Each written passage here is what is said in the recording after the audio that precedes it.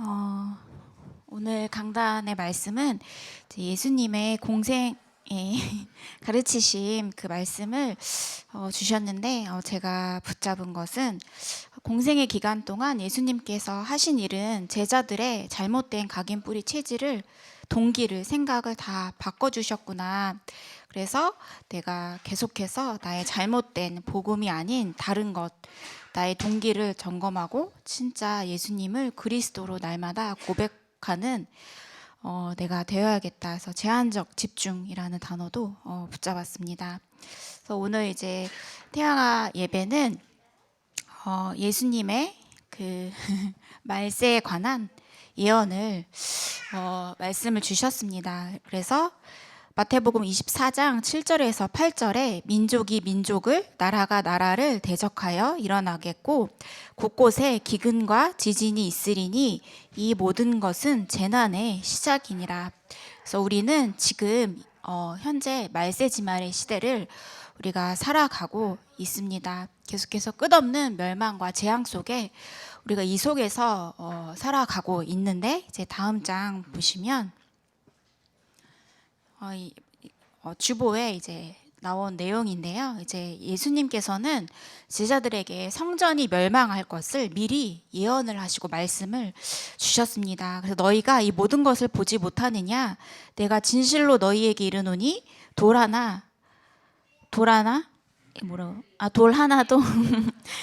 돌 위에 남지 않고 다 무너뜨려지리라. 예수님께서 말씀을 하셨어요. 왜 성전을 무너뜨리느냐? 그리스도를 말하지 않는 교회, 그리고 그리스도 외에 다른 것, 프로그램을 붙잡고 다른 말을 하는 교회는 반드시 무너진다. 그래서 사람들이 이 말을 잘 듣지 않았죠. 근데 이 말씀이요, 주 70년, 40년 이후에 이제 로마 장군 디도에 의해서 예루살렘이 점령되고 성이 불태워지고 완전히 무너졌죠. 그래서 하나님의 말씀은 반드시 성취된다. 우리가 하나님의 말씀을 반드시 생명처럼 붙잡아야겠습니다. 그래서 복음을 말하지 않는 교회, 그리스도를 말하지 않는 교회, 종교와 같은 교회는 반드시 무너진다. 그래서 코로나 시대 이후에 이제 많은 교회가 무너질 것인데, 무너지는 게 아니라 하나님이 무너뜨리는 것이죠. 복음을 말하지 않으면 반드시 무너진다. 그래서 앞으로 계속해서 이제 신학교도 많고 신학생들도 많은데 계속해서 배출이 되는데 교회는 계속해서 어려워질 것이다. 그래서 이 그리스도를 말해주는 교회가 얼마나 중요한가, 우리가 이 속에 모든 지체가 되어서 함께 예배를 드리고 하나님께 감사하는 이 시간인데, 이게 정말 귀한 시간이죠. 우리에게 정말 그리스도를 말하지 않는 교회가 너무 많은데 우리가 이 속에 있다는 것이 하나님의 은혜요, 또 축복입니다. 그래서 다음 장 이제 보시면 이제 세상 끝에 관한 그 예언을 말씀을 하셨습니다. 그래서 재난의 징조가 있다. 지금도 이제 재난의 징조가 계속해서 일어나고 있죠. 그래서 미혹의 영이 많은 사람을 미혹할 것이니까 이것을 주의하라. 그래서 이 미혹은요, 단어의 뜻은 이제 무엇에 홀려서 정신을 차리지 못한다. 무엇에 홀리겠습니까? 사단에게 완전히 잡혀서 미혹되어서 교회를 떠나고 말씀을 떠나고 또 이제 다른 것에 집착하는 그 사단은 끝없이 우리 사람을 미혹하고 공격합니다. 그래서 앞으로 이제 자칭 그리스도, 지금도 있지만 계속해서 더 많아질 것이다. 거짓 선지자들이 사람들을 미혹할 것이니까 이것을 주의하라. 그래서 그 캠프 때 이제 그 하나님의 교회 그 장길자 씨가 이제 하나님이시잖아요. 너무 신기한 게 할머니인데 어떻게 하나님으로 믿을 수 있을까? 또 막 예쁜 아가씨도 아니고 잘생긴 남자도 아니고 할머니를 이제 하나님으로 다들 믿고 있는 게, 이게 미혹의 영이 아니고서는 그 사람을 장악하지 않고서는 이제 어떻게 그 사람을 이제 하나님으로 말할 수 있을까? 이 사단은 미혹의 영입니다. 그래서 그 속에 빠져서 거짓 선지자, 그 거짓 그리스도에 빠져서 완전히 이 속에 헤어나오지 못하도록 만들죠. 그리고 이제 앞으로는 난리와 난리, 소문을 듣겠으나 너희는 삼가 두려워하지 말라. 두려워하지 말라라고 말씀하신 것은 반드시 두려워할 일이 있기 때문에 두려워하지 말라 말씀을 주신 거죠. 근데 이런 일이 있어야 하되 아직 끝은 아니니라. 끝이 오려면 전 세계에 복음이 증거되어야 끝이 오죠. 그래서 또 이제 계속 이제 전쟁이 이제 끊임없이 일어나고 있습니다. 늘 중동 지역에서만 전쟁이 일어나서 그러려니 했었는데, 저는 이제 그 러시아랑 그 어디죠? 우크라이나 전쟁을 네, 보면서 되게 깜짝 놀랐어요. 막 사람들이 이제 국지전 막 땅에서 총 쏘고 탱크 끌고 이제 안 한다, 이제 핵 터트리면 끝난다라고 말했는데 지금 국지전 엄청나잖아요. 그래서 막 그 러시아는 이제 질 것 같으니까 막 징병 남자들 다 동원해서 그 나이 많은 사람도 심지어는 강제로 이렇게 징병 끌고 가고 하더라고요. 지식인들도 끌고 가고 대학생들도 안 끌고 간다고 했는데, 그래서 막 돈 안 주면 전쟁 안 간다 이렇게 막 그 난리, 이제 러시아에서도 난리가 나고 이제 우크라이나에서도 엄청난 이 손해와 또 많은 사람들이 죽고, 그 예전에 그 어느 자료방에서 이제 또 영상을 봤는데 제가 너무 놀라서 경희 장로님을 보내드렸어요. 그러니까 너무 끔찍해서 그 영상이, 근데 실제로 그 고문하는 거를 이제 여자를 군인들이 봤는데, 우리 경희 장로님도 빵 먹다가 입맛이 뚝 떨어졌다고 웬만하면 드시거든요. 근데 못 먹었다고. 웬만하면 먹는데 너무 충격을 받아서 그 하루 내동 진짜 너무 슬프고 힘들더라고요. 그런 일을, 끔찍한 일을 겪고 있는데 이게 그 나라의 일인가. 이제 앞으로 이제 다 핵전쟁이 일어나서 많은 이 나라가 죽고 또 이게 말세 시대의 일이다. 그래서 이제 막 러시아도 그 러시아를 위해 기도할 것이 핵 카드를 계속 만지작거리잖아요. 그래서 그 대통령의 마음에 사단이 들어가면 이 어떤 일이 일어날지 몰라요. 그리고 또 북한을 위해서, 나라를 위해서 기도해야 될 것은 진짜 사단이 장악해서 핵을 진짜 터뜨릴 수도 있어요. 사단은 죽이는 자이고 많은 사람 멸망으로 끌고 가는 자이기 때문에, 그래서 우리 복음 가진 자들이 나라를 위해서 계속해서 중보 기도를 해야겠습니다. 앞으로 말세 시대에 엄청난 환란이 올 것이다. 그리고 많은 복음 가진 자들이 순교할 것이다. 모든 민족에게 미움을 받을 것이다. 그래서 이 말세 시대에 또 순교, 복음 가진 자들이 순교할 것이다. 그리고 불법이 성행할 것이다. 그래서 마약을 또 우리나라도 이제 마약 청정지대가 아니랍니다. 젊은 사람들 층으로 많은 마약이 이제 퍼지고 있고, 또 돈을 사랑하고 또 불법을 사랑하고, 그래서 당연히 사랑이 식을 수밖에 없죠. 그래서 우리는 말세 시대를 살고 있다. 다음 장 보시면, 그래서 이제 가장 큰 환란이 임할 것이다. 멸망에 가증한 것이 거룩한 곳에 서리라. 그래서 너희는 이제 산으로 도망가라. 마태복음 24장 보시면, 그리고 이제 지붕과 밭에 있는 자는 뒤로 돌이키지 말라. 그래서 지붕에 있다가 내 집에 막 돈 있지, 내 폐물 있지, 그래서 가지러 가지 말고 또 뒤로 돌이키지 말라. 그래서 성경 말씀 보면 밭에 있는 자는 옷 가지러 가지 말라고. 왜냐하면 이제 그 소돔과 고모라, 롯의 아내를 통해서 알 수 있죠.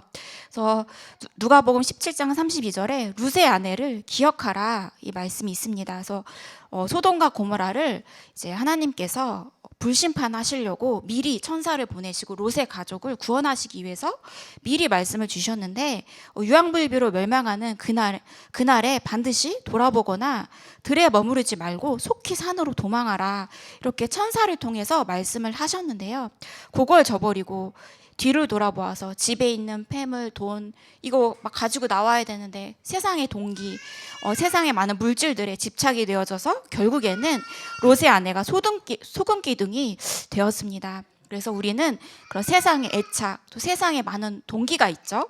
이걸 버리고 우리는 하나님의 말씀을 따라가는 삶을 살아야 한다. 그래서 예수님 공생의 기간 동안 끊임없이 우리에게 복음이 아닌 잘못된 거, 그것을 계속해서 바꿔주시고 또 삶을 통해서 모범을 보여주시고, 그래서 결국에는 베드로가 예수님을 그리스도로 고백을 했죠. 그래서 너무 연약하고 부족하고 무식한 베드로인데 가장 귀한 그 말씀을 선포했죠. 우리가 날마다 예수님이 그리스도라는 그 고백이 선포되어져야겠습니다. 그래서 이 말세지말의 시대를 살고 있지만 다음 장 이제 보시면요. 이제 언제 끝나냐. 그래서 사람들이 언제 예수님이 오시냐 막 기다리고, 그래서 막 이단 사이비들도 막 예수님이 언제 날짜 딱 정해서 오실 것이다 막 기다렸잖아요. 근데 언제 오시느냐? 천국 복음이 온 땅에 전파될 때까지 오시지 않죠. 천국 온 땅에 전파돼서야 그제야 끝이 오리라 말씀을 하셨습니다. 전 세계에 복음이 전달되어야 그때 끝이 오리라. 그 재림하실 그 시간표는 우리가 알 필요가 없죠. 정확한 시간표에 하나님께서 계획대로 재림주로 오시기 때문에 우리는 그것과 상관없이 복음 안에서 복음 붙잡고 또 현장에 많은 사람들을 살리는 축복 속에 있어야겠습니다. 그래서 우리도 조선시대에 복음이 하나도 없는 그런 사단 마귀 귀신에 잡혀 있는 조선시대였는데, 그때 100년 전에 이 복음이 우리 아시아의 동쪽 끝부분에 한국까지 도착을 했습니다. 그래서 우리가 얼마나 많은 축복을 받고 있나요? 그래서 복음 하나 들어왔는데 모든 것이 다 살아났죠. 이 복음이 전 세계에 다 들어가야 한다. 복음이 들어가면 다 살아난다. 모든 것이 다 살아난다. 그래서 이 복음이 이 땅끝까지 증거될 때 그때 이제 하나님께서 재림주로 오시는 겁니다. 그래서 다음 장 이제 보시면 이제 인자가 오는 것을 보리라. 반드시 이제 재림주로 오실 것이다. 그래서 하늘의 권능이 흔들리고 인자의 징조가 보이면서 천사들을 보내어 택하신 자들을 다 모으리라. 그래서 천사들이 모든 그 믿는 자들을 다 한 곳에 다 모으고, 또 하늘에서 별이 떨어질 것이고, 또 재림하실 때 성경 말씀에 보면 달도 이 달이 밝잖아요. 근데 7월까지 어두울 것이다. 이 속에서 인자가 오실 것이다. 그래서 많은 믿는 자들은 이제 이 천국의 백성으로, 안 믿는 자들은 지옥으로 가게 되겠죠. 그래서 천지는 없어질지언정 내 말은 없어지지 아니하리라. 하나님의 말씀은 영원합니다. 하나님의 말씀은 반드시 성취됩니다.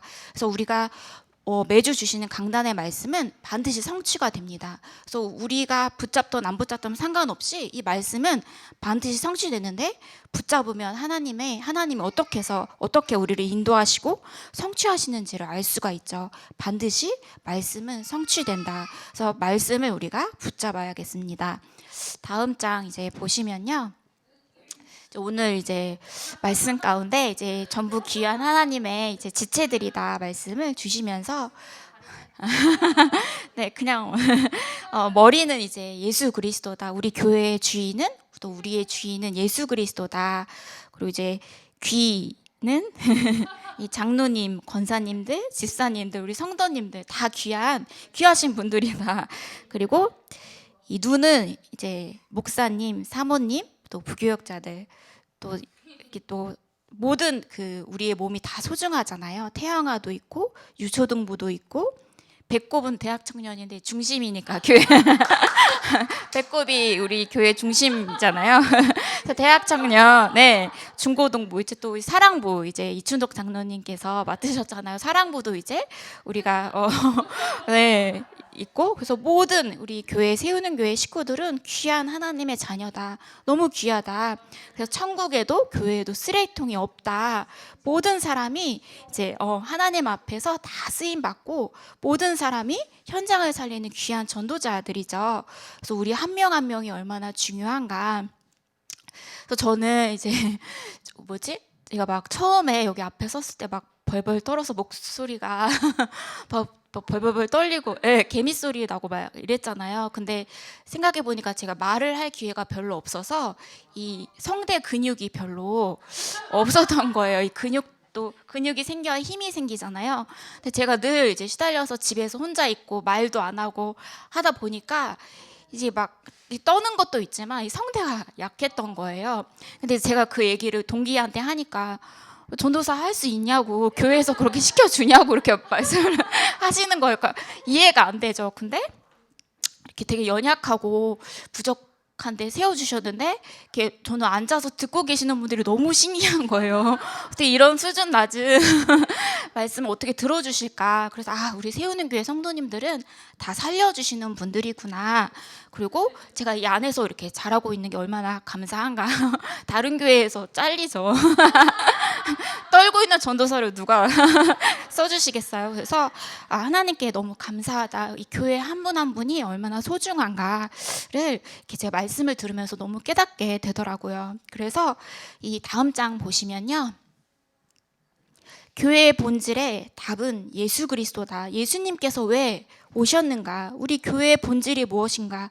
교회의 존재 이유가 무엇인가? 구원 때문에 오셨죠. 구원의 축복을 누리라고 구원받은 성도들이 모여서 하나님께 예배드리고 찬양하라고 우리를 구원을 위해서 이 땅에 오신 것입니다. 그리고 예수님께서 십자가에 달리시고 죽으시고 부활하셔서 성령을 약속하셨습니다. 요한복음 14장 6절 내가 아버지께 구하겠으니 그가 또 다른 보혜사를 너희에게 주사 영원토록 너희와 함께 있게 하리니. 그래서 모든 성도와 함께 하시고 지금도 성령으로 역사하고 계십니다. 우리를 보호하시고 은혜 베푸시고 세밀하게 가르치시고 인도하십니다. 그 성령께서 우리 속에 함께 하신다. 그리고 예수님께서 오신 이유는 영생을 주시려고, 영원한 생명, 예수 그리스도 복음의 비밀, 이것을 주시려고 우리에게 오셨습니다. 그래서 마지막 때를 말씀하고 있습니다. 내가 진실로 진실로 너희에게 이르노니 내 말을 듣고 또 나 보내신 이를 믿는 자는 영생을 얻었고 심판에 이르지 아니하나니 사망에서 생명으로 옮겼느니라. 우리가 운명 사주팔자 가운데 사단에 완전히 묶여 있었는데 예수 그리스도를 믿고 고백하는 그 순간 우리가 하늘의 배경, 천국의 배경을 가지고 하나님 자녀, 영원한 생명을 누리는 축복 속에 있게 되었습니다. 이게 말세지말의 시대에 얼마나 귀한 축복인가. 그래서 우리는 다음 장 보시면 마지막입니다. 그래서 복음화의 방법은 우리를 섬기는 자, 살리는 자로 우리를 부르셨습니다. 예수님께서 이 땅에 오셨을 때 섬기고 살리고 모든 연약한 자들을 세우고 축복하셨죠. 그래서 우리는 예수님께서 제자들의 발을 이렇게 씻어 주셨어요. 가장 높으신 분이 연약한 가장 낮은 자세로 임하셔서 많은 사람을 살리셨습니다. 그래서 발 씻어주는 세종로, 그래서 본을 보여주셨죠. 우리도 똑같이 다른 사람을 살리고 또 도와라, 또 영원한 생명을 전달하라 말씀을 주시죠. 그래서 우리는 섬기는 왕, 섬기는 제사장, 섬기는 선지자로 부름을 받았다.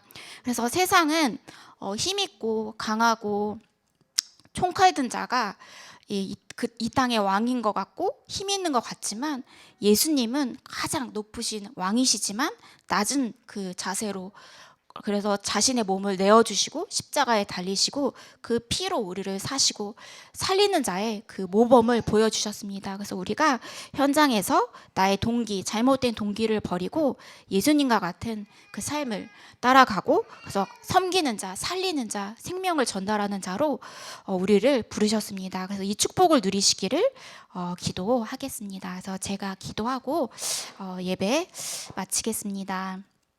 하나님 아버지 감사를 드립니다. 영세전에 우리를 택하셔서 또 세우는 교회에 불러주시고 또 하나님 자녀 삼아주시고 하나의 지체로 불러주셔서 우리를 축복하여 주시니 감사를 드립니다. 하나님 아버지, 우리 성도 한 분 한 분께서 너무 귀하고 귀한 하나님의 자녀임을 고백하며 모든 성도들이 서로 살리고 돕고 영원한 생명을 전달하는 축복 속에 있게 하여 주시옵소서.